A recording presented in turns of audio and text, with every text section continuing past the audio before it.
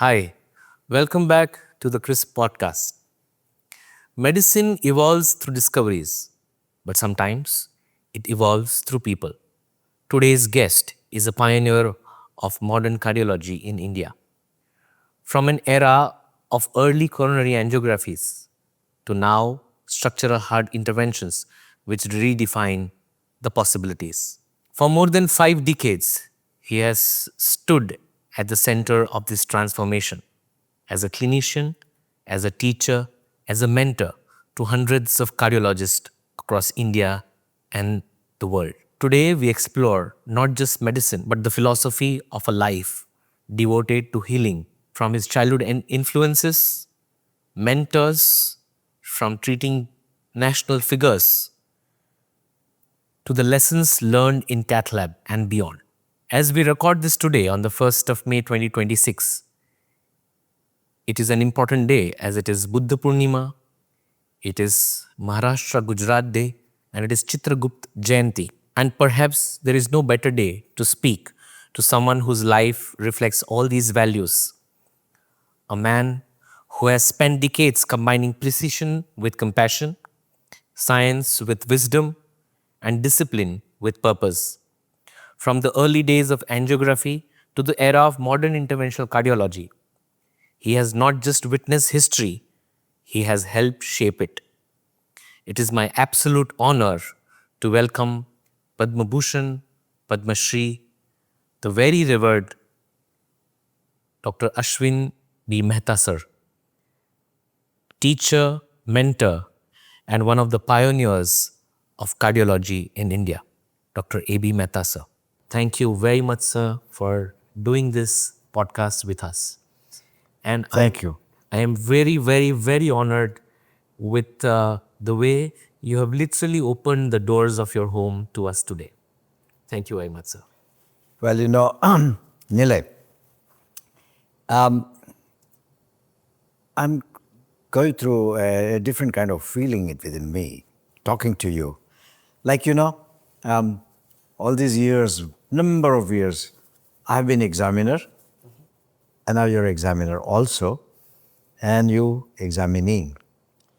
After a very, very long time, maybe after 1965, the first time get a feeling that I am an examinee and you're my examiner. No, sir, no way. You're going to ask me questions and I'm going to answer. Okay, very good. But I think I'm so happy. I'm so happy to interact with you. I'm very honored and I'm really very deeply moved by this gesture of yours to have opened your doors for questions, for stories, and for multiple life experiences that we would be presenting to our viewers. A lifetime of 87 years compressed in an hour or so. It's going to be a masterclass of life and beyond, is what I'm looking at, sir. A father who wanted himself to be a doctor, Yes, a son who wanted to be a lawyer like his father, yes. coming from a lower middle class background, as what you said. Yeah. How did things turn from that point in time? Please tell us about your childhood, sir. You see, born in 1939, my dad came from Saurashtra seeking a job in Mumbai. He already was married at that time. He started his career initially as a peon. At one point of time, he had applied for a job as bus conductor, and then he found a job in a solicitor's firm, and he was everything: peon, come secretary, can come whatnot. And he had just completed metric exam. That were fairly good in those times. And then at night he would study the books, the law books. And at one point of time, the British government came with a ordinance or a law that people can appear for a bar council or advocates examination without graduation. He plunged into it. He took this opportunity and he cleared bar council examination and he became an advocate. My dad is not BA LLB, he's an advocate at bar council, and Then he started practice. So, in fact, he was brought up as an orphan child in this way that his father died before he was born, and his mother died when he was 4 years old. So he was brought up and nurtured by his uncle, Mama and Mami. And the atmosphere from his cousins was somewhat hostile. You know how children are. And so he had a very tough life. And then, but he was a self-made man. Eventually, he made a career as one of the best rentec specialists. So, obviously, when you see your dad, how he grows and how he climbs steps after steps, he's automatically is an inspiration to his son. Now, you asked me a specific question that I wanted to be a lawyer and he wanted me to be a doctor. Yeah. How did it change completely? To me, my father was a very, very dear person. And whatever his ambitions are, I would go any extent to fulfill it. That was my firm determination. And also when I realized that law is about solving the problems of aggrieved people.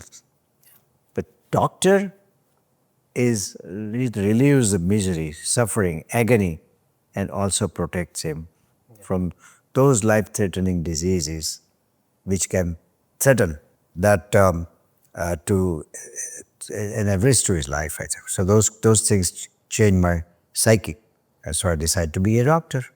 Wow. So you always told about your father. I would want you to tell me something about your mother this time. Very good. I think, yes, you're right. Even I tell you, my mother was a village girl when she got married to my father. And then she hardly studied, not even reached high school. So, but she was tremendously affectionate. In those days, my father used to be short-tempered. And I wasn't born by plan. I was an outcome of a natural marriage. And in those days, when the contraceptions were not there, it was a natural outcome that I got born. And then, but unfortunately, I was born at a time when he had already financial stresses. So in a way, I added salt to his wound. When my birth was a salt to his wound.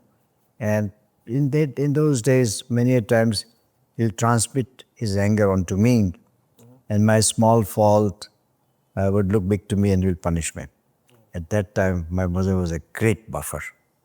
She would pacify me, she would talk to me, she would wipe my tears, and she'll hug me. And really, it was a great solace. My mother was pragmatic. She, when we all four, three brothers and children, a family of 4+2, my father and mother, she would steer through all the difficult situations by her pragmatic approach. And she was very, very soft-spoken, would not hurt anybody. And she was very senti. So with the small things here and there, tears will flow through her eyes, and that she was. I really miss her. Do you see yourself as a very good balance of your father, who was a disciplinarian, and your mother, who was so affectionate and compassionate? Because you are, I'm sure, the place you have reached as a teacher, as a mentor to so many cardiologists across India and world. You would have had to be little strict, like a disciplinarian. And at the same time, I have seen the soft side of you. You've been so compassionate. You've been very kind to your own students. Yes. Please tell us something about that. To me, my behavior is automatic. I'm not even aware of why I'm behaving and whether I'm behaving the way I'm being pursued. I would say this way, that yes, certainly, my psyche has been dominated largely by my dad. But compassion certainly came from my mother, no doubt about it. Like she was empathetic, very empathetic. And that I would say she would be so polite and nice to servants. She would be touched by the hardships the servant describes, difficulties, and then that I think indirectly or directly could have affected my psyche, so that I'm a mixture of both. That maybe you're right. I never thought about it, but you're right, Nilay. Yeah. And also a father who was making his way up from ground zero, that did instill the sense of ambition in you as a student. And you ended up with 19 gold medals in your academic career. Uh, I'm sure you were, as you have mentioned earlier, one of the smartest examinee, as you said, because you would know the pulse of the examiner. And then you became an examiner yourself. So how has been the academic journey of 19 gold medals and being at it since that time? You see, Nilay, I was ambitious and I wanted to be all the time. There are a few factors played part in this. A, when I went to the college for the first time from Kalbadevi area, learning in a vernacular school, and I secured the admission at that time considered to be the best college, Elphinstone College. Wow. And when I met those people who came from various schools which were the English medium was the medium of instruction, English was the medium of instruction there, and then it created lots of inferiority complex, but they would laugh at me, at my English, my accents, my dictions. Okay. And that created a lot of sense of inferiority complex. Moreover, I was the shortest in my class.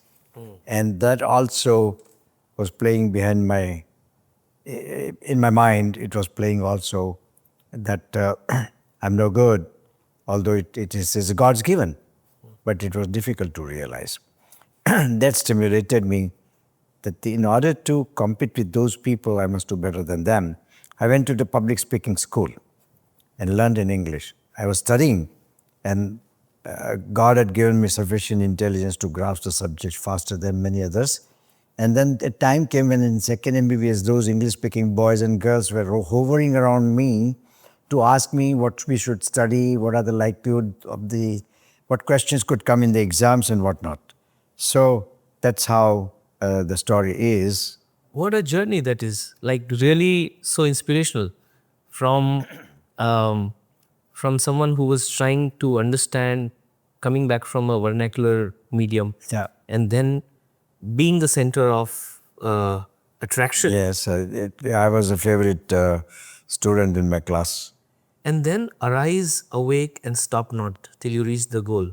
Yeah, very Your good. life. You know, First MBBS, Yeah. you read Swami Vivekananda's speech of 1893 at Chicago, yes, which said, "Arise, awake, and stop not till the goal is reached." And apparently, you put it up in a place where you could read it every day. yes. Please tell us about it, sir. Okay. In the first MBBS, you work very hard at inter-science examination to procure admission to the medical college. And you had to be amongst first 100 or 200, whatever number of admissions that time in Bombay they were. And so I was a little bit relaxed in the first MBBS, and I did not get good grades. And then that friend of mine said that, Ashwin, you want to make a big career, then this is not the way. Then whilst going through the literature and Swami Vivekananda, and his slogan or proverb, whatever you want to call it, arise, awake, and stop not till the goal is reached, appealed me a lot. So every day morning, before I start my day, when I wake up and I see this writing on the wall, that would inspire me. That every day I should work harder. I should make myself better than the yesterday, and so on and so forth. And it has continued until now. That I don't know. You know better. Sure. I'm sure it is continued until Yeah. now, Yeah. until the age of right now, 87, where you are still continuing to do 8 cases a day, 10 cases a day.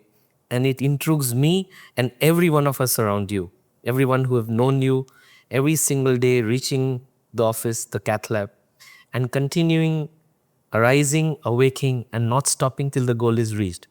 And your goalpost has continuously moved in front of you, like it is very dynamic, as you said. Well, I'll tell you what, though I never thought about it, but when I did my first angioplasty in 1988, that was about, I would say, I was 49 years old. And when I did my first TAVI, transcatheter aortic valve replacement, I was 76 years old. So it to me, it didn't strike that it's a fairly advanced age which to begin a procedure. But I did well, and when the people tell me that, look, this is remarkable, I did like what they said. I loved what they said because it was compliments. But yes, you're right that the background inspiration from Vivekananda, Swami Vivekananda, looks like working consciously or unconsciously in my psyche. We'll come to your first angioplasty a little bit in a while, Ronald Gore's brother. Yes. We'll come to that story in a while. But what makes me think is while you were born, the story of Indian independence was going on parallelly. Yes. 1947, India becomes independent, Yes. and all the subsequent events that happened thereafter. It matched with your growth story too. How much did the nationalistic leaders of that time, including Mahatma Gandhi, have had an effect on your mind, on your way of life, on the discipline that you have, on the minimalistic kind of living that you have? We can have abundance, but you still have a very minimalistic, simplistic life. Tell us something about it, sir. How did this growth story of India and your own growth story coincided it in a very, very amazing way? Very good question, Nilay. You make me nostalgic. I go back to my early childhood. In 1946, I vaguely remember Mahatma Gandhi was addressing a large gathering at Azad Maidan. I might be about 6 years or 7 years old, and my father was carrying me in his lap, and then we went to Azad Maidan and had a faint glimpse of Mahatma Gandhi.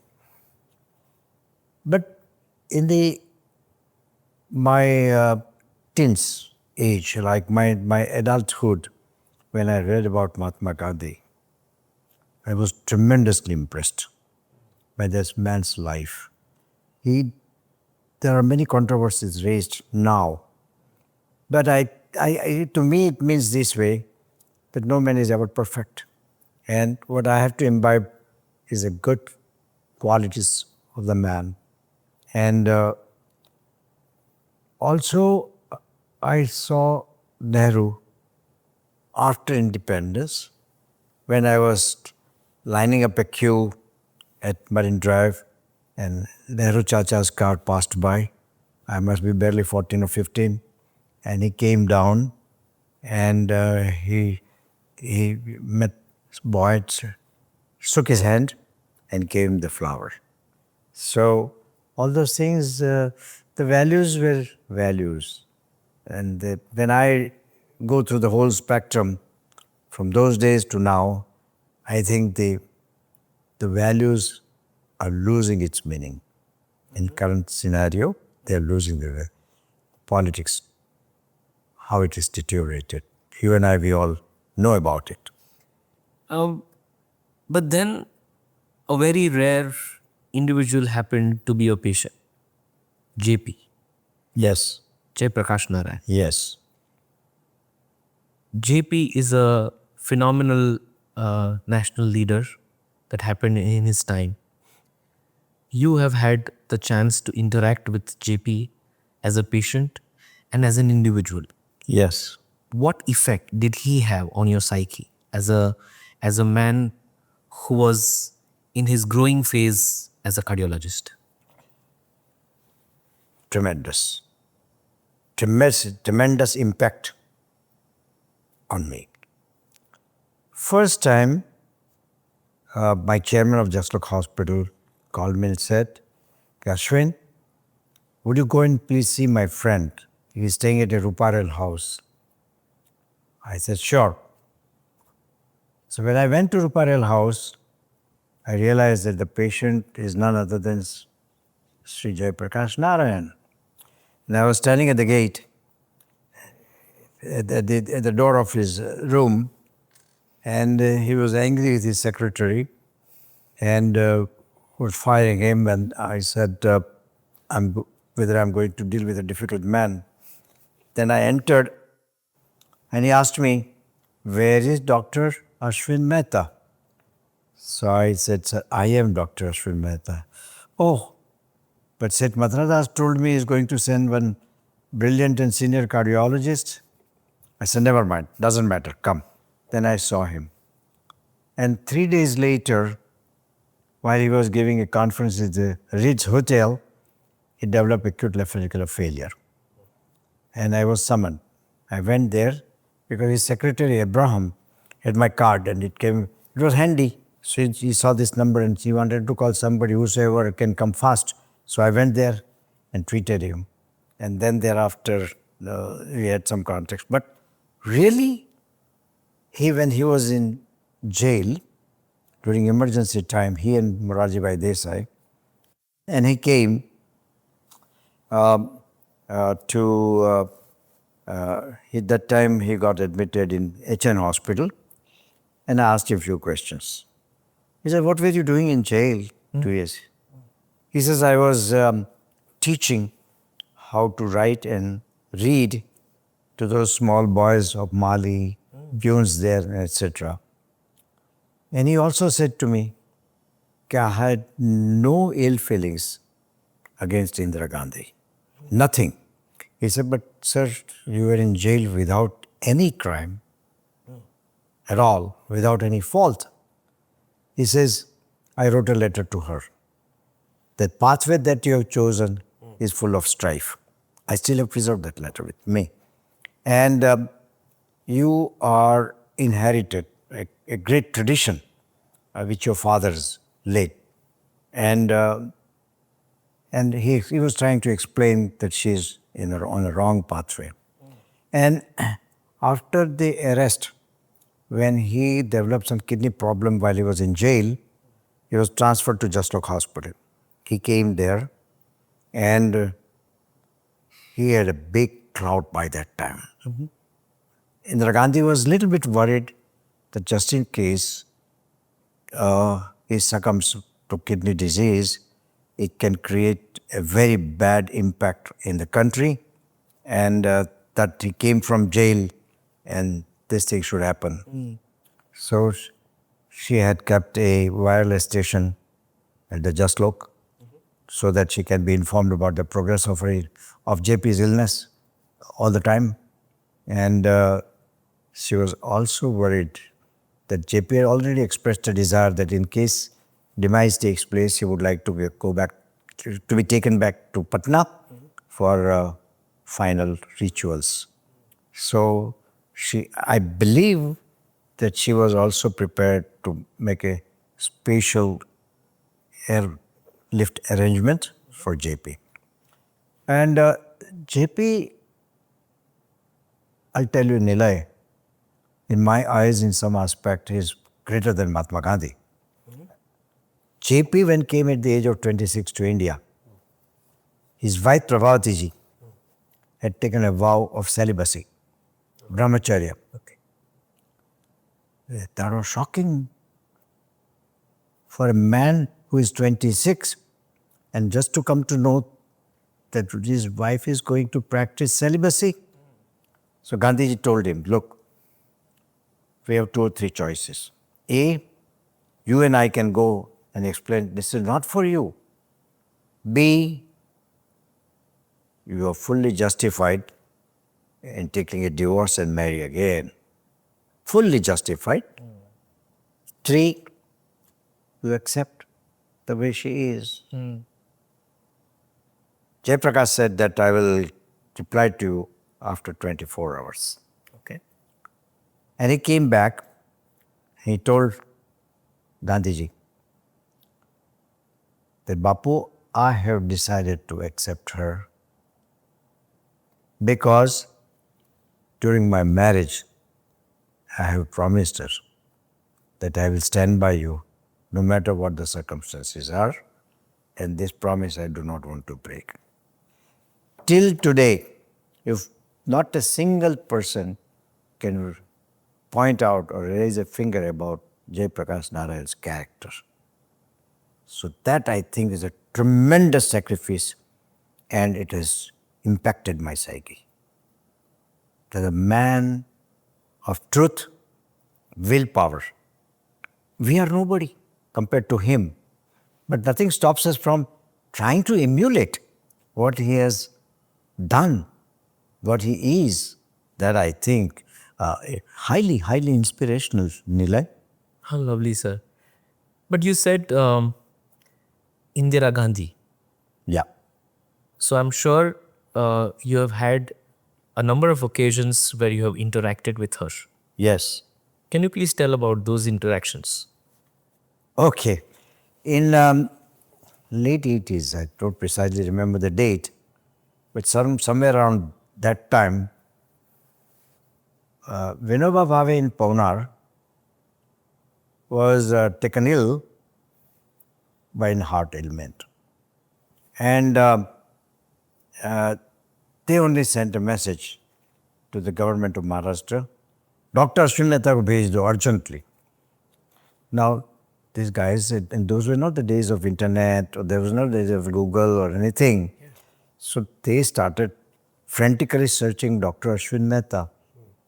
And eventually, they zeroed it down onto me accurately, and then they called me. And Subramaniam, the senior cabinet minister in Maharashtra government, told me, okay, Dr. Saab, we have to go and see Vinoba Bhave tomorrow morning. And will Maharashtra government plane, myself, Shrikant Jichkar, the home minister, we all will go together. I said it will be an honor to me to be able to help Vinobaji in his illness. So he said, and we went. And then at that time, Bapat, who was the DGP, told me that, Dr. Mehta, do you know that there are 26 Ashwin Mehta in your area? I said, how do you know? He said, we were frantically searching. And then ultimately we found out you, but before that we have disturbed 24, 25 Ashwin Mehtas also. It was an amusing thing.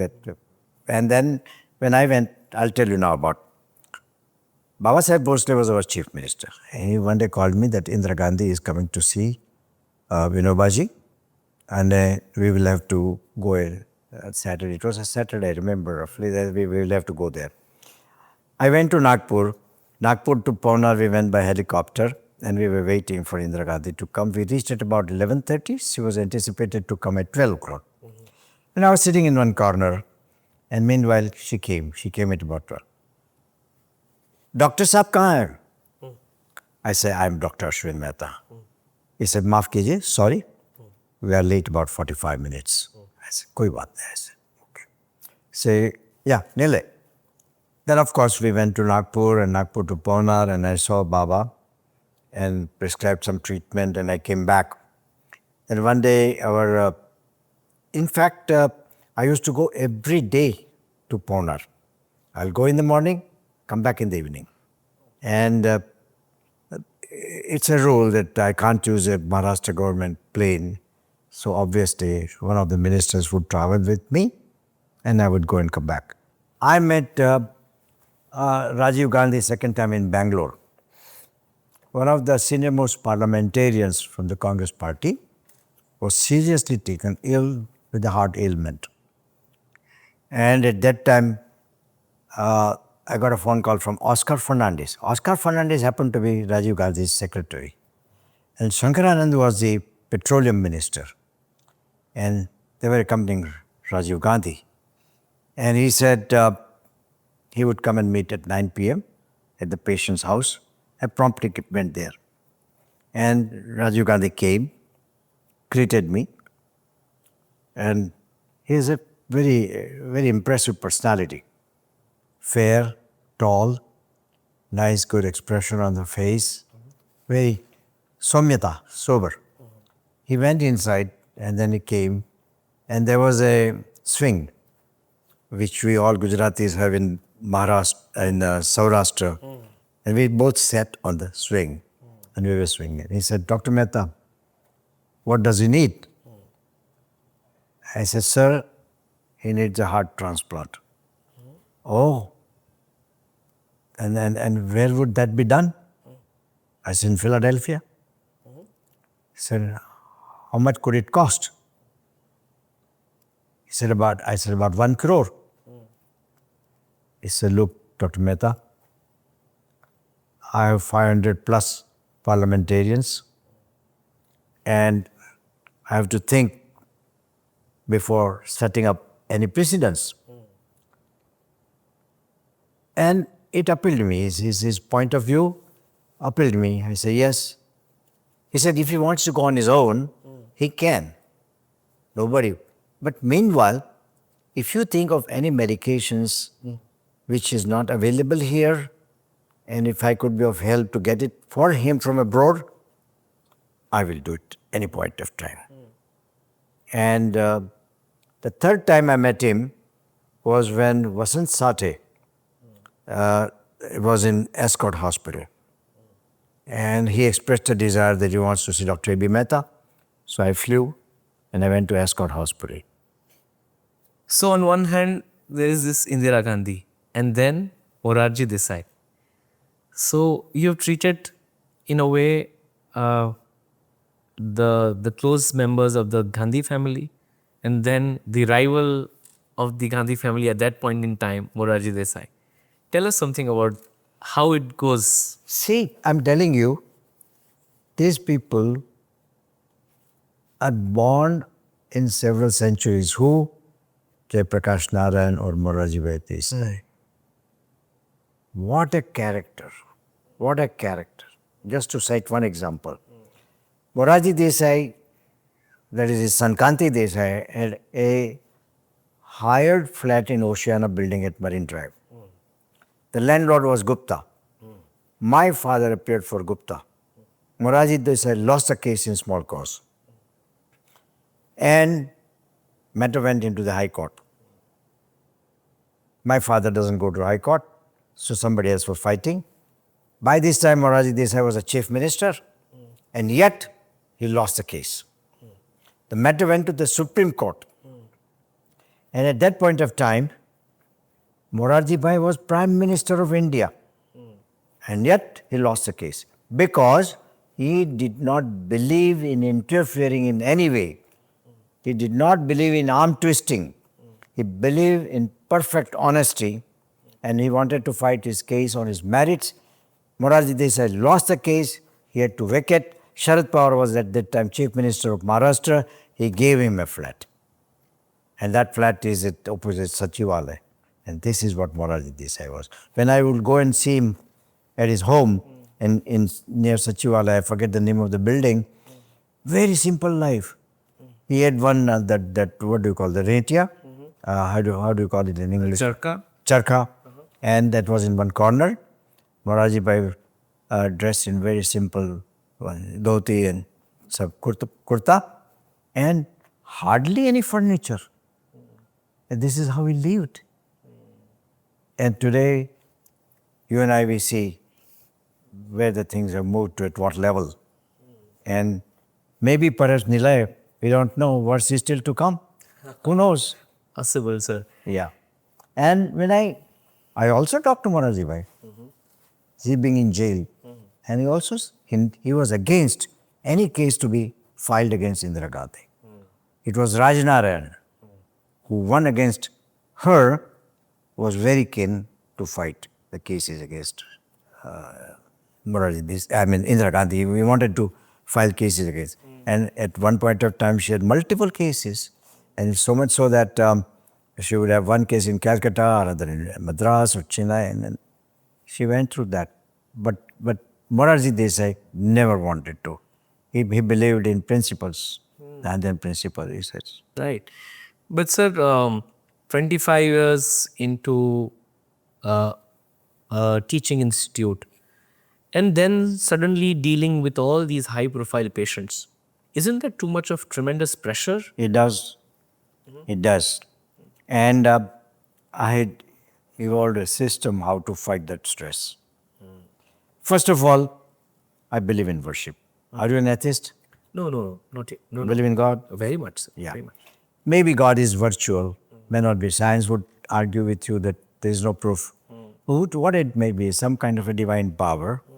And so I would worship God to collect strength and to be able to concentrate without being any pressure at the back of mind.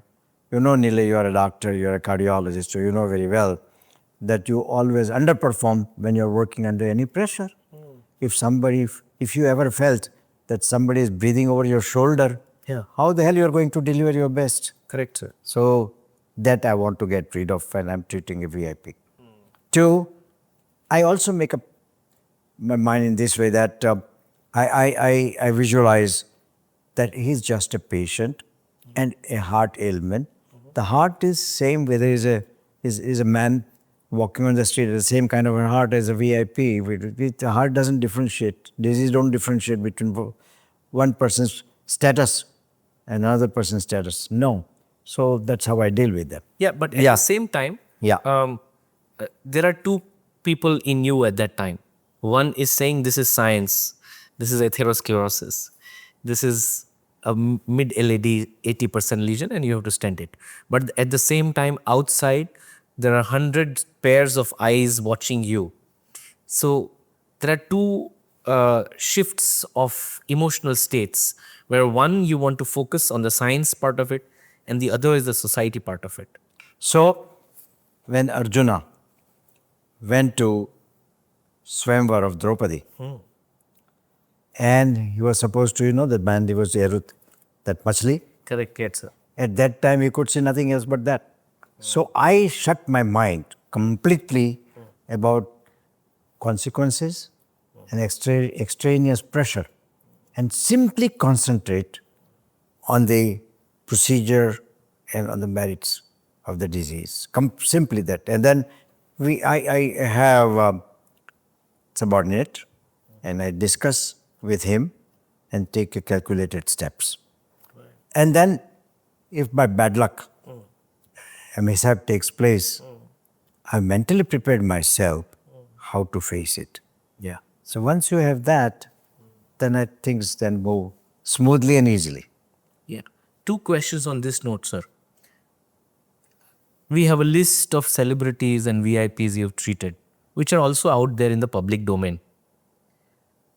What is the difference between the celebs you treated in the past of the yesteryears and the current ones that you treat? Is there a shift in even the way they approach you or you approach them or something? Any difference? Well, the expectations are different. Correct. Like when if I were to say that, let's say, Dilip Kumar, a matinee idol and the hero Yeah. and celebrity of yesteryears, one day he was sitting in my consulting room and I came 2 hours late. And he was cool, calm, and expressed understanding it gestures Yeah. that it happens in your life. After all, you were treating another human being. And those were not the days when I could talk to him by a mobile phone or something like that. So he and his wife, Saira Banu, were sitting there quietly. I feel perhaps a VIP might be very upset and angry as in today's time. Right? And Although now I have a better communication facilities, so I will inform them. But at the same time, uh, perhaps I would say that they might be more demanding now. Okay. And second question that I want to ask you about the untoward complication which could happen to any patient. Yeah. I want to touch upon this very important aspect of operator's grief, sir. Operator's grief is what all a cardiologist who loses a patient feels inside emotionally. Over a period of years, I'm sure you have had complications like everyone, but it has made you resilient the way you are. What can young cardiologists or early phase cardiologists or even senior cardiologists, when, because no one takes care of that emotional aspect of the operator. Yes. Operator also is a human being. Of course. He has a heart. Yes. He has a heart. He has myriad of emotions. Yes. He may feel unworthy of himself when someone dies in front of him, Yes. where he is not able to do much about it. How do you deal and become more resilient in today's time? It's good and bad both, Pillai. To have a feeling of pains, grief when mishap takes place is good sign. You are not stone-hearted. You don't want to be a stone-hearted. You want to be an empathetic. Yeah. And if you are mechanical, then see, it's not like repairing a refrigerator or a car. You are dealing with a human being. Absolutely. And associated with that human being's life, there are many responsibilities of those who are survivors in the family. Yeah. Yeah, in case the mishap happens, the survivors, they all are affecting your psyche. Correct. But then you have to develop a mindset that karmanya eva adhikaraste ma phaleshu kadachana. Do your job the best. The outcome, somebody else decides. Wow. So very well put from the Bhagavad Gita. Yes. And that also makes me want you to ask this question. The Indian way of life has divided life into 4 sections: Brahmacharya until 25, then Grihastha, then Varnaprastha, and Wow. then Sannyas. Very good. Right. So we all know about the Brahmacharya as part of your first 25 years of excellence in academics, excellence in studying. Please let us know something about your family, because parallelly you have had a family while at the same time rising on the ladder of your ambitious cardiology career. When you entered your 40s, how did you manage time? How did you manage everything which was going around you? You were treating celebrity patients, you were treating the common man, you were carrying the onus, the burden of life and death, and at the same time managing a family life. You have 2 daughters, you have grandchildren now. How did that life aspect of Grihast ashram, then we'll come to Vanaprastha, but then how did that change to that Grihast ashram did you manage, sir? Very good question. It depends on your ability to compartmentalize the life's various aspects. Like, you are a professional, you are a husband to your wife, your father to your kids, and your son to your parents. So, multiple roles. Yeah. This is actually, if you ask me honestly, is far more difficult for a women cardiologist or a women doctors, because they have much more responsibilities. Because basically, what happens in general in Indian life, that once I go, and then the rest of the house care is done by my wife. Yeah. And then when I come, and then I come as if the invited guest, so I don't do anything. But you're true that I, for example, my daughter, when she was doing medicine, I have to look after whether she's studying properly, what are her difficulties, how do I solve her problems and whatnot. She was studying in Jamnagar, and then she later on came down to Mumbai.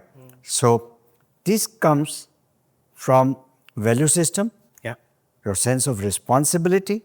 She could easily say, I was never there. You brought me in this world. So I don't owe you anything, but you owe me everything. Then I think that is the truth. So I think it's, and then one day J.R.D. Tata told that, Dr. Mehta, the busiest man has a time for everything. It's just a question of giving priorities and organization. So I think we have to compartmentalize. Your time in the hospital is for something else. When you come home, shut the door. No. Wow. That's a great piece of advice for all cardiologists currently who are in the race.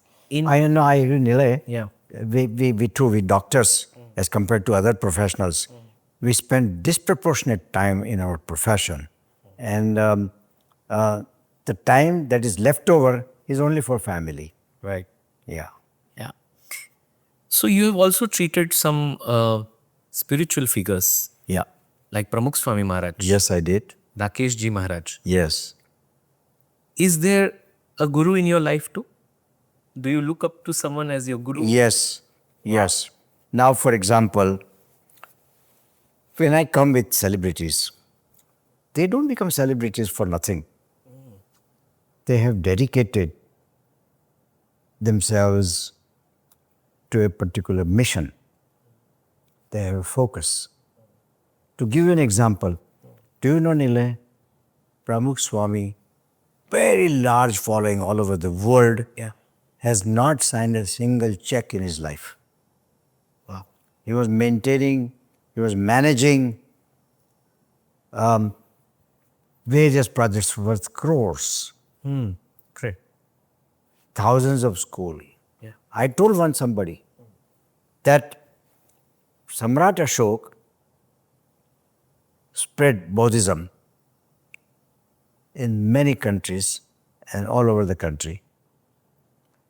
Pramukh Swami is in that respect higher than Ashoka because the spread of Hindu religion and Hinduism, his contribution is far more larger.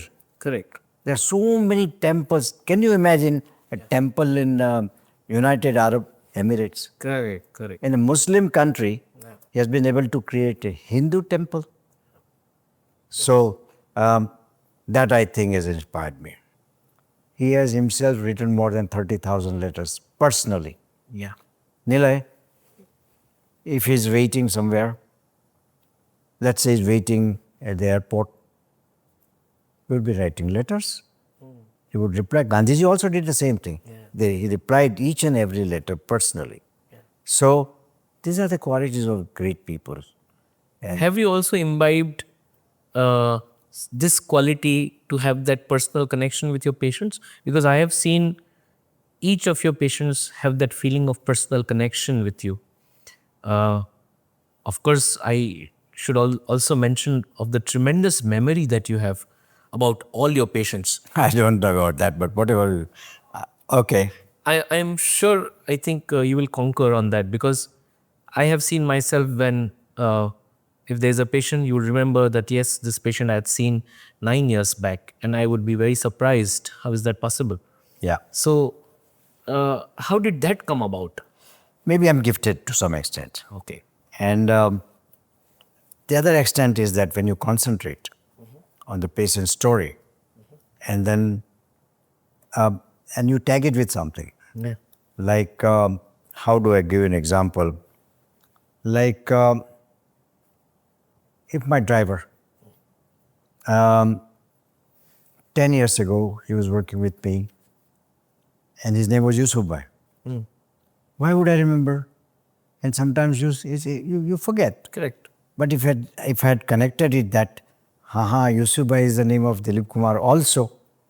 This is Dilip Kumar is a filmy name. Then it comes. Correct. Yes. That's a well-known phenomenon described by people to tag something to remember better. No, but still you have a very tremendous memory. In 87 years of your life, you remember a lot of things, a lot of stories that you have, a lot of incidents, life experiences of what has made you who you are. I still would want to ask you about the guru. Who do you look up to? Whose words do you find solace in? Whose words do you find light in current times? I have been in constant touch with Rakesh Bhai Mani. He is preaching philosophy, dharma, based on the principles laid down by Swami Rajchandra. And he does tremendous work, tremendous work. He's set up hospital completely free for Adivasis. Right? And there are some doctors who have dedicated their lives by serving in that hospital, correct, aspiring for not making any money, career, ambitions, nothing, only human service. So that is able to inculcate the minds of hundreds of people, directing towards the social service and uplift of the downtrodden. Yeah. Is very inspiring. Wow. In a couple of times I told him, this now his hospital has gone into auto mode. Yeah. Now, and but undoubtedly, charisma, the magnetism that he possesses, that is responsible for drawing such big followings, huge followings here, and that to youngsters, Correct. all youngsters. And so I keep. You asked me, who keeps on inspiring you? Yeah. I would say he does. Wow. That's amazing to know that you do find solace in his words and is in his presence and his company. Ronald Gore's brother, the first angioplasty. Wow. You're taking back, I get nostalgic now again. Yes. Yeah. So you were also one of the people who invited Andreas Grunzing here and you had interactions with him. Sure. The interventional cardiology community would be thrilled to know your interaction because naturally he's one of the greatest of modern medicine, is what I would say. No doubt about it. Yeah. You know, I will answer your questions in a different way. One day, Professor Ramalinga Swami, who was a chairman or director of All India Institute of Medical Sciences, developed an infeval infarction and landed up in Chestok Hospital. And I had to shoulder the responsibility of his health care, Yeah. which I steered through very successfully. And one day we were traveling by car, he and me. And I asked him a question, Rama, you are the part of the Nobel Committee there. What is the common thing that you have found in all Nobel Prize winners? He said, a couple of things. Curiosity and persistence. If Newton thought that why the apple falls on the ground, which was, everybody for a million years watched it, Yeah. but nobody thought that why. That curiosity, and we had the principles of gravity discovered by Newton. Because he kept on persisting. That's what they do. Andreas Grunzig, when came to India in 1981, he and I went to boat ride.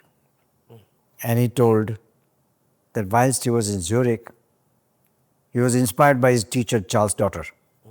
And Charles Dotter already had done some balloon experiments in the peripheral arteries, but nobody in coronaries. And working in garage, he developed a balloon, and those were very, very primitive balloon. Yeah. And he told that the first patient that he treated went successfully home. It was a proximal LVT. And in fact, he came after 20 years, so we underwent angiography again, and that artery was open. Remarkable. The second patient, of course, had a problem and had to go for surgery. His boss at that time, Professor Cranebull, took a serious objection to this, and he felt that this is a barbaric procedure and Andreas Grunzig should be banned from proceeding with such experiments. Oh. Professor Senning, the surgeon, got up in the meeting which was being held regarding future of Andreas Grunzig in that hospital. And he got up and said, gentlemen, this was my patient. I've operated on him. He's gone home. The meeting is adjourned. He said, nothing has happened. What has happened? Then he went away to Atlanta. Willie Hurst gave him a chair. And then he started his angiography work, angioplasty work rather, with, and that Miller.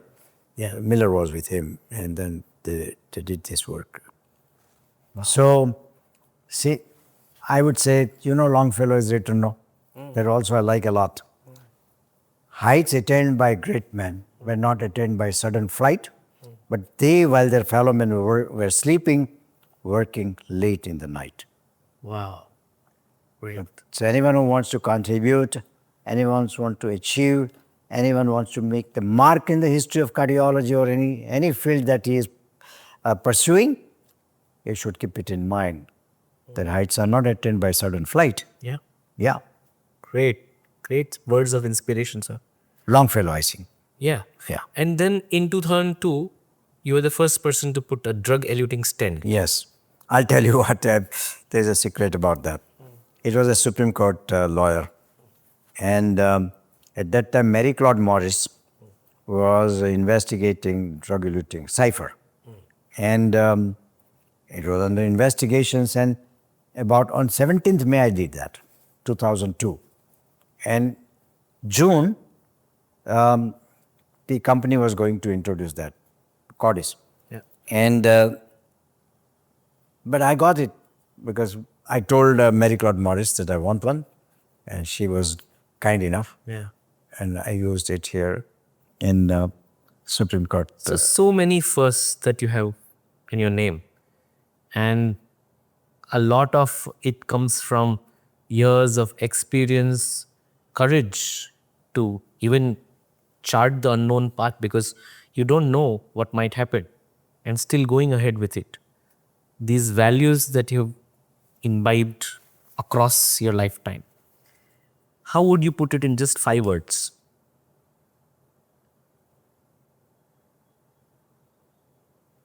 To achieve all these things, you mean?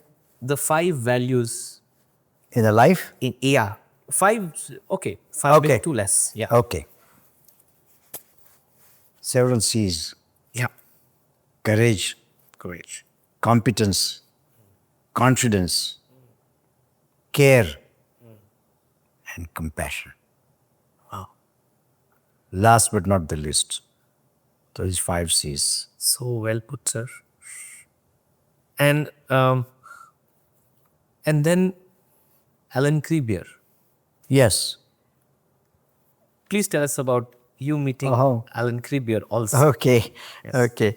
He had a phenomenal sense of wit, humor.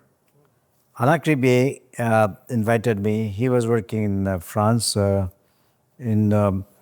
forget the name of the hospital now, but Rule. yeah, Rouen. Roa. Rouen. He was in Rouen. Correct. And I used to go there for proctoring. There was an Indo-French society. Our Indian cardiologists and French cardiologists, they would sit together and we'll conduct a live demonstration. So I did some cases there in his lab. Wow. Yeah.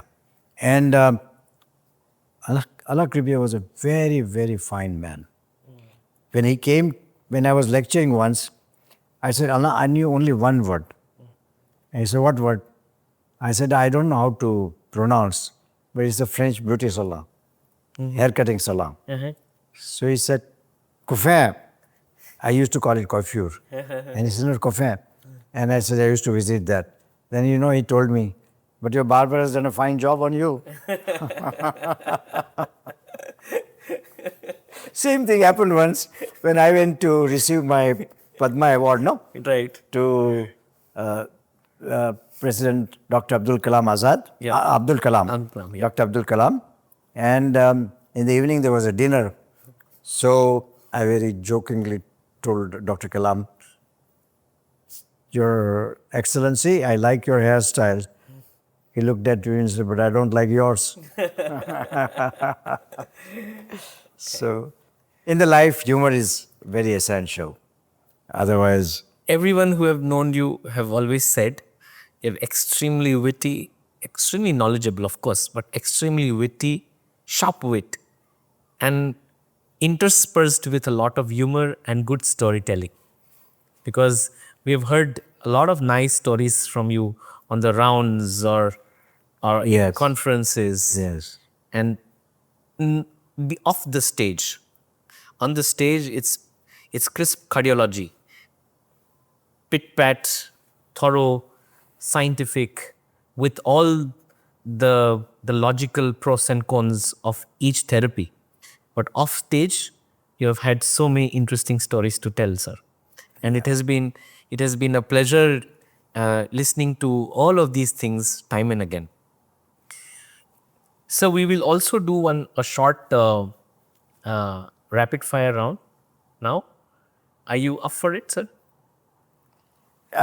yeah. Let me see. I mean, the word fire is frightening too. I mean, No, these there are is simple. fire. They are simple questions, sir. Okay, fine. But you Go have to ahead. be as candid as possible.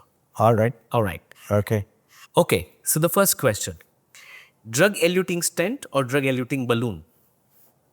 Drug-eluting balloon, I'm still sitting on the fence Okay.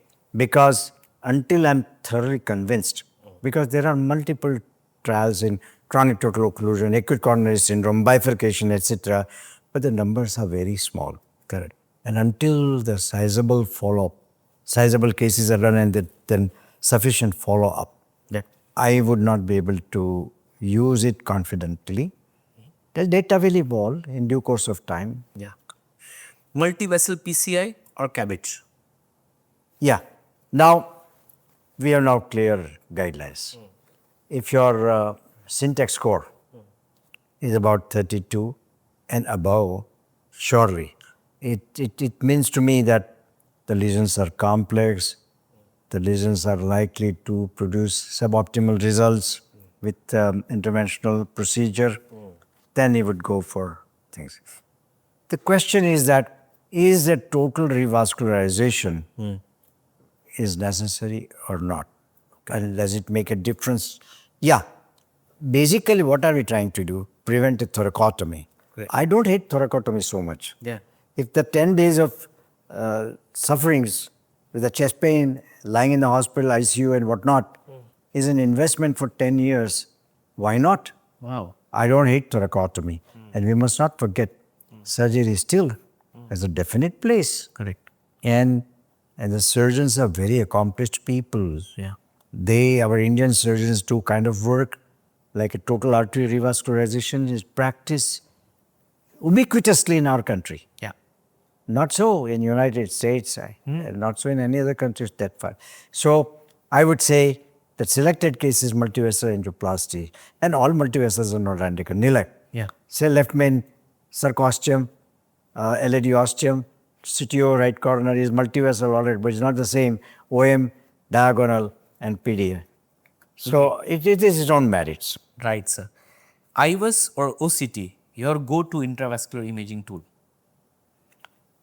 See, I don't do too much OCTs. Okay, there are problems with that also. But by and large, in vast majority of the trials that I see, let's say left main bifurcation trial, in most of the trials where imaging has not been mandatory, but being used in let's say 40-50% of the cases, the IVUS usage has been 80%. And I find that the IVUS is easy to use, can be used in multiple vessels, little bit more cost effective, less use of dye, and so on. CTO or left main interventions? Your favorite? Yeah, Which one of the two? I like both. But CTO gives me till moment the wire crosses, Yeah. I know now I'm success. I'm successful because 95% of the cases you will emerge out successful if the wire is crossed. Yeah. Best cath lab advice that you would want to give? Yeah. You evaluate a patient both anatomically and physiologically. Both. And unfortunately, I find physiology is a neglected subject in the cath lab. We all are oculostenotic in one way or other. This is 90%, this is 90%. But there have been mismatches. Right. There's a good paper by Sujong Park, mismatch and reverse mismatch, where he has shown mild looking lesions are flow limiting and severely stenosed lesions are not flow limiting. So I would say have a balanced approach. I don't say that you have to do a physiology study in each and every lesion, but use it more liberally. Mentor who influenced you the most? The mentor who influenced me the most? Yeah. Robert Miller. Okay. Phenomenal. Like, he was a pediatric cardiologist. Okay. And I went through your podcast with Bharat Dalvi. What used to happen is that Bharat's work is adult pediatrics, like not newborn babies. My hospital was attached with newborn babies. Yeah. So it was attached with the newborn clinic. Correct. So we would get the babies which are 1 or 4 hours old, and we have to catheterize them. Right. And in those days, why I'm saying, Robert Miller was abroad for some work, and we had a very complex case, and he came and said, I feel that, Ashwin, I find that the aortic sound is very close to my ears. That means the aorta is in front. Then he said, see, he has pedal arteries. And I would say dorsalis pedis. And he said, in babies, you don't feel pedal arteries. And here I find bounding. So there is a runoff. And at such an age, baby has an enlarged heart, and there was a right aortic arch. He said, this is truncus. And we were struggling for days together what it could be. And I catheterized, it was a truncus. So he impressed me. And I started to emulate his clinical sense. Yeah. 5 things you remind yourself before going to the cath lab on any case. Just some internal thoughts that run through you. Yeah. How old is the patient? 2, what is the social impact of this man's unsuccessful procedure? 3, how expensive is this procedure for this man? And 4, can I not manage medically rather than applying a procedure on him? These are some of the things that would come to my mind. 5 books that every doctor should read, according to you. Fantastic. That's a very good question, Eli. I would say I was very impressed by a book by a German called Stefan Zweig. And that book was on it was a book on the human zoo.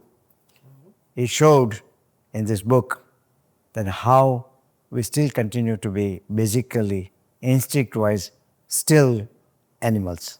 Oh. Yeah, very good book. Stefan Zweig, The Human Zoo. He also wrote another book called Naked Ape.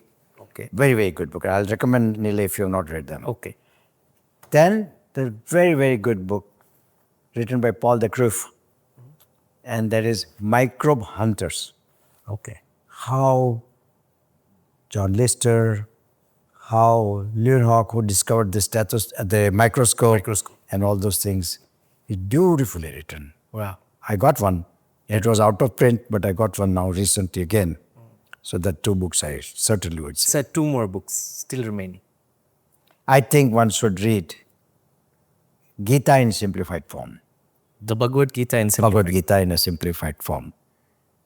And one last one, if you had to just say one last one, any.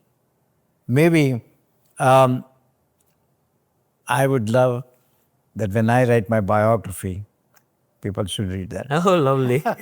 Looking forward to it, sir. Next, a few questions. Advanced structural heart interventions or preventive cardiology for the masses? What's most needed for the future? Preventive cardiology without doubt. Okay. Yeah, prevention is better than cure. And like in structural heart disease, you said, which are just more common in youngsters, babies, children, Yeah. etc. Genetic counseling, Yeah. and all those things will help in prevention. And then care. Coronary disease speaks the summary of your life, how you've lived out. It's a summary of life. It speaks that. So I would say prevention is better than cure. Very beautifully put. If not a cardiologist, what would you have been? Musician, Oh, wow. Wow. musician, and you know how when I was a young boy, and Bridge Candy Hospital, opposite Bridge Candy Hospital, there was two small restaurants. One was a Swiss restaurant called Bombelli, and every day evening, Jai Kishan, the musician, he would go there, have a cup of coffee. He later on started going to Gallows, and then I would watch him. He would play with the matchbox like this, etc. And he's quiet to making tunes. Wow. And also, when I came in touch with Ravi Shankar, Hari Prakash, Chaurasiaji, Hari Prasad Chaurasiaji, what dedications. Music has a profound effect on your psyche. It is creating peace of mind. Wow. You have had some very celebrated music celebrity patients. We come to that. One word to describe cardiology. One word to describe it. I can't do that, but I would say is the nucleus of life. Nucleus of life. Okay. And 5 advice you would give yourself if you were a budding cardiologist of recent times. Yes, of recent time. Yeah. A, this would reflect on what I see, what is missing in the recent cardiologists, and that ought not to have been missing. One, respect to your colleagues, respect to your teacher. Listen to the patient. And accomplish the art, so that without that you are not doing justice. And you know, Nilay, William Osler said, no? William Osler is that in a medicine, not going to the library is sailing an uncharted sea, but not going to the patient is not going to the sea at all. You're familiar with that. I think that's my advice to youngsters. Great, sir. Thank you for those brilliant, amazing words. And now I come back to the segment of musicians being your close celebrity patients and then subsequently part of your friends. How has, say, Pandit Ravi Shankar ji or being in close contact with Lata Mangeshkar ji or Pankaj Udas ji of the recent times Yeah. have enriched your life as a cardiologist? I would say how being friends with them or how have their perspective enriched your life as a person? You know, one day, out of the bolt from the blue, I got a phone call. On the other side, there was a lady's voice. And very, very sweet voice. And he said, Dr. Saab, मैं लता मंगेशकर बोल रही हूँ. I couldn't believe that Lata Mangeshkar could be talking to me. I said, बोलिए. And she said, I think it was about Sajad Ali. I think Lata Mangeshkar's mentor, that he wanted to send some patient and then.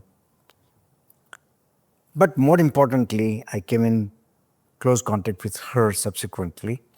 And one day, I was in London. She also was in London. She has a flat opposite Lord's house, Lord's playground. Okay. Yeah, so वहाँ पे. And she had a splitting headache. And I didn't know that she was in London. R.P. Goenka told me, who was with me in London, that Didi has a severe headache. Can you go and see? I said, I'll be more than happy to do. He provided me car and driver, and I went to see. I suspected that this could be hypertensive headache. So I carried some pills with me. And then I checked her blood pressure. Certainly, it was very high. I gave her those pills. In 20 minutes' time, she was extremely comfortable. Then she says, Dr. Saib, तुम्ही चाय घेणार का? I said, Didi, इथे आपल्याकडे माणूसच नाही कोण. असं तुम्ही काही त्रास घेऊ नका. Don't be formal. आपण formality नाही नको करू. The Raj Singh Dungarpuri was also there. And me, Raj Singh Dungarpuri, तुम्ही बघा, मी किती मस्त चाय बनवतो तुमच्यासाठी. She was so affectionate, like an elder sister. She made tea and we three drank tea. I felt so nice that perhaps I'm the only doctor in the whole world who has drunk tea made by Bharat Ratna. Lovely. That's a lovely. And then she wrote a letter to me, which I have, Dr. Sahib. No, he wrote, प्रिय अश्विन भाई, आपने मेरे लिए बहुत कुछ किया है. मैं आपकी सदा ऋणी हूँ.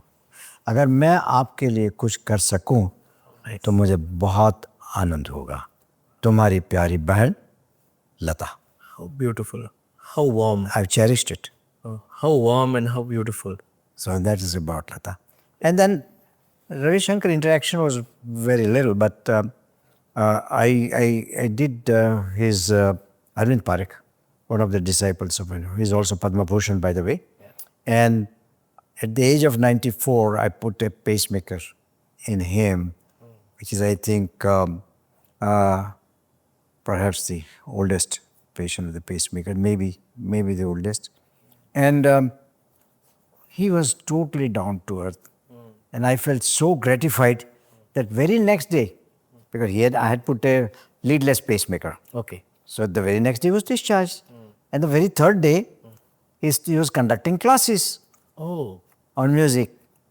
And music is a demanding art, huh, Nilay? Yes. When I attempted to master it several times and gave up halfway, only because it's a full-time job.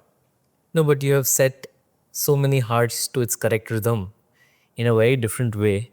You made their hearts musical and their life musical too. Well, So, yeah, so in a way. you put it nicely. Yeah. Sir, so years back, you used to go regularly to Japan to get trained in CTOs. Yeah. Japanese have a concept called ikigai. Ikigai is when you wake up every morning and ask yourself, what is the purpose of your life? Yes. And then you simply follow it.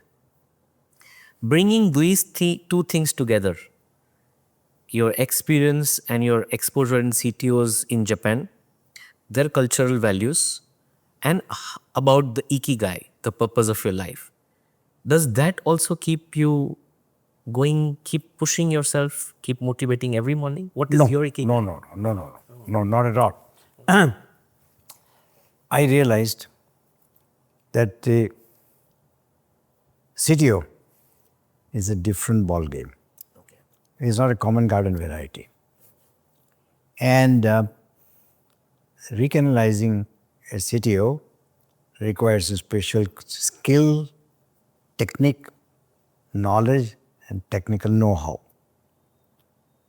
And if you go to a center who are performing big number of cases, that then I think obviously they acquire skillfulness, proficiency. So then I used to go to Japan. Barring 2 COVID years where I could not go, I again went to Japan about 6 months ago. Oh, wow. So I keep continuing, and then the innovations, new instruments, new devices, etc., related to CTO, they have developed and used first in Japan. So I bring that information back to my cath lab and I procure. So many times I'm the first one to get those kinds of devices, and that makes the procedure more easier to accomplish success. So I like to go there. Now, Japanese believe that if you open the chest, the Atma vanishes. Correct. And therefore, subsequent life is not good without Atma. So they are very much, patients there and the population in general is very much against the thoracotomy. So then Japanese are compelled to produce results equivalent to surgery and therefore work harder to come to that level that surgeon would be able to produce. So that's the reason why they're very accomplished people, no doubt about it. This is the background. You mentioned about innovations. Yeah. How good are we?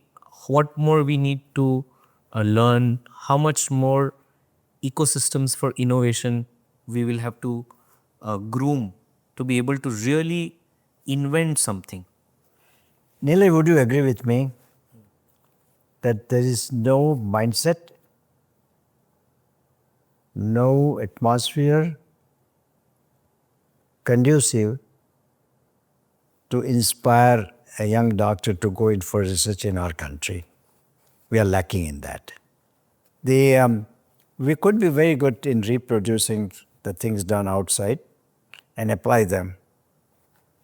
But the true research atmosphere is yet to touch the Indian shore.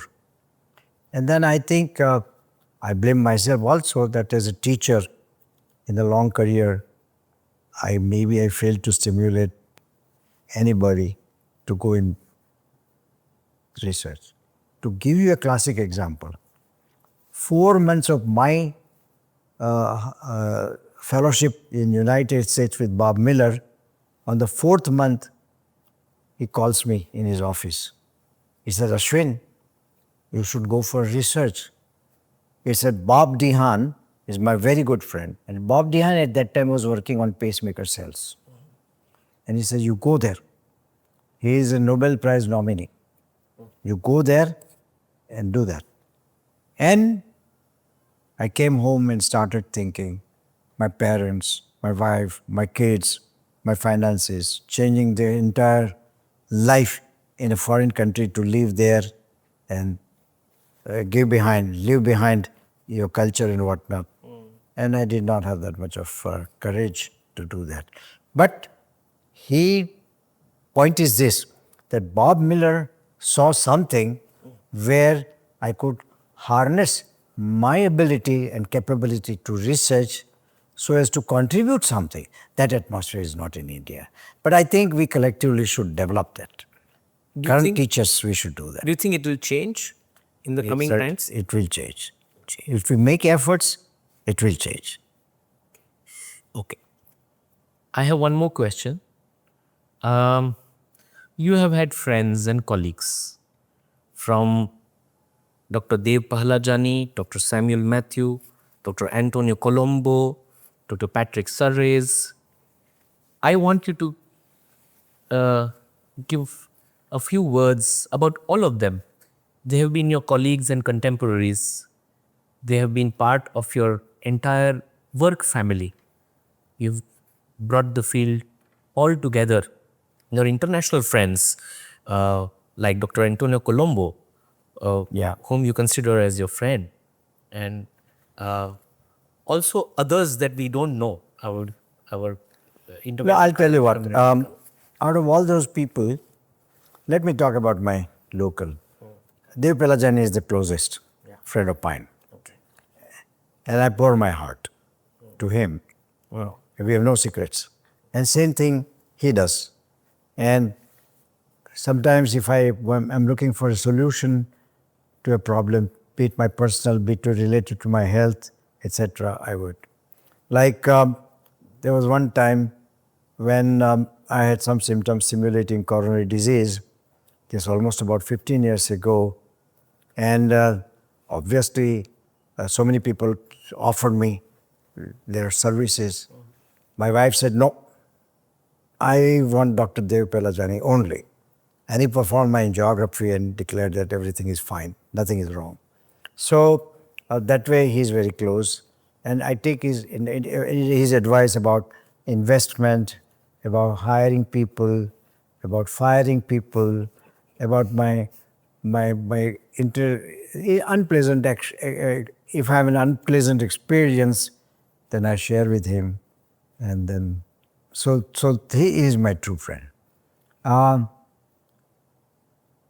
Amongst junior, my colleague, my subordinate, Dr. Handa, Yeah.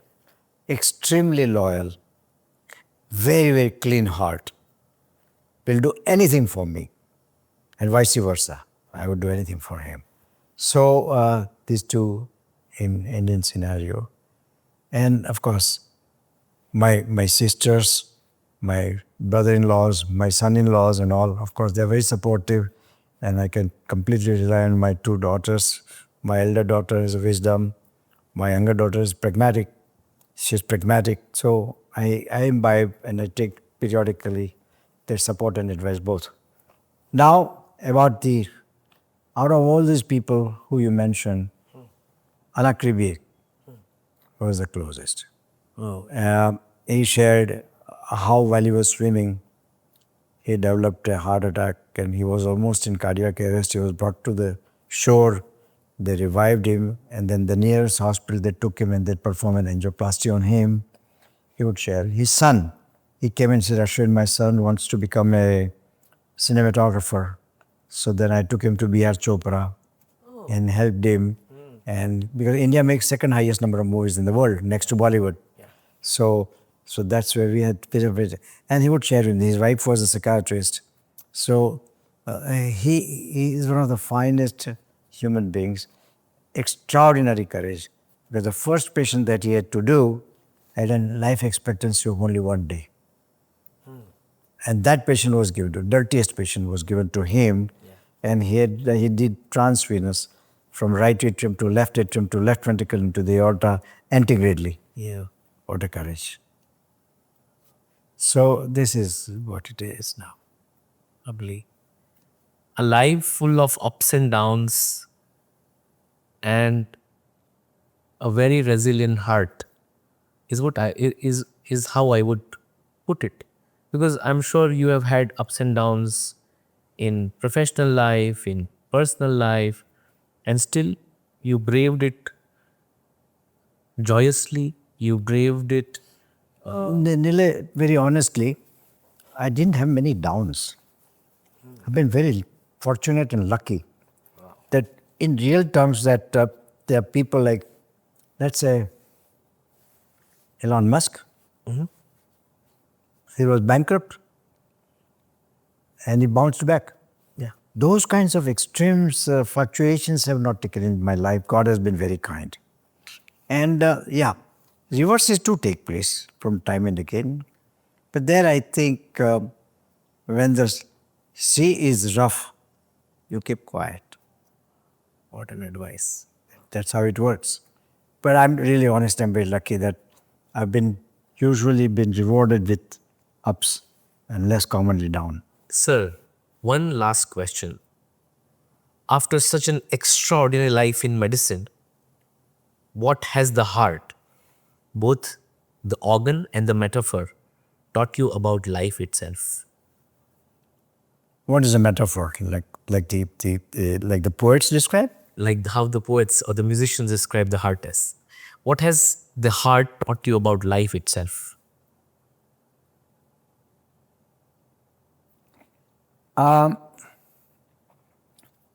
You see, when you were looking at Chand, Chand is a metaphor.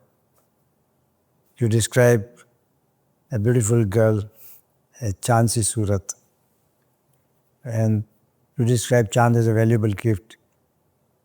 But you want to tell your fiancé or your lover that Chand मैं आपके कदमों में रख सकता हूँ. So Chand is a symbol of beauty, value, hidden love, etc. But the man, when landed on Chand, Armstrong, Neil Armstrong, Yeah. I got a little bit disappointed. He should not have done that, damn it. The whole value of chand is lost in my mind now. It's like, so similarly, when you deal with the heart, to some extent, heart-to-heart talk, my sweetheart, heartfelt, all those things has lost a little bit of value. Because all those things are seat of mind, not the heart. And what has the heart taught you about life itself? About living, how should one live their life? See, heart has been my revenue generator, my bread and butter, etc. But we still, what it has taught me, yes, it has taught me courage. It's not easy to damage the heart, you know.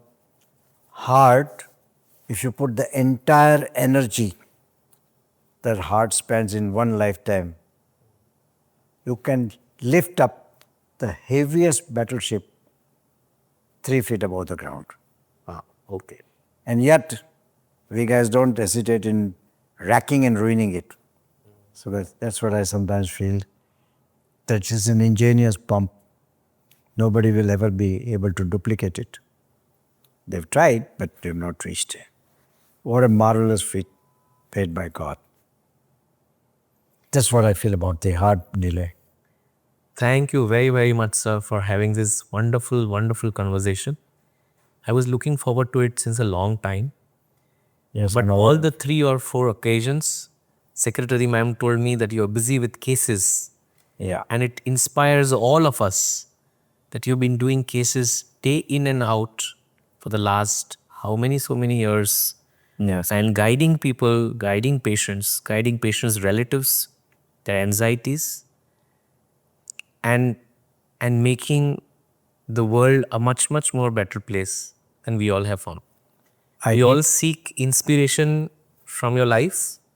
We seek inspiration from the way you interact with everyone, the way you make everyone your own in each interaction, and the way your charm, your wit, your humor takes over each conversation and reminds us about that curious small little kid who has made the difference in so many lives.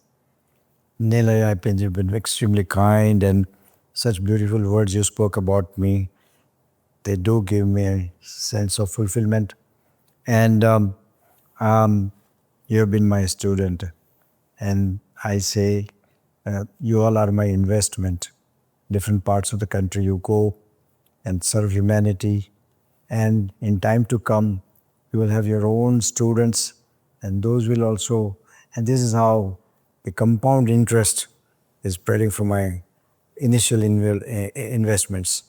So I feel very nice talking to you. You've been extraordinarily polite, respectful, and I love it. Thank you very much, sir. Thank you very much. Done. Thank you. Thank you. Thank you for this amazing conversation, sir. Today's conversation has just been more than a journey through cardiology. It has been a journey through discipline, decision making, and philosophy of life itself.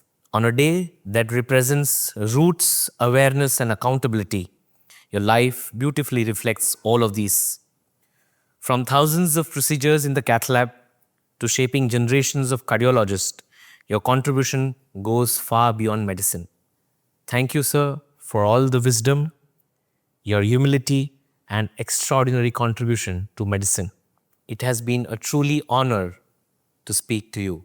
And to everyone listening, may we all strive to bring a little more precision, more compassion, and awareness in whatever we do. Stay tuned, stay compassionate. This is Dr. Nilay Patel, an interventional cardiologist.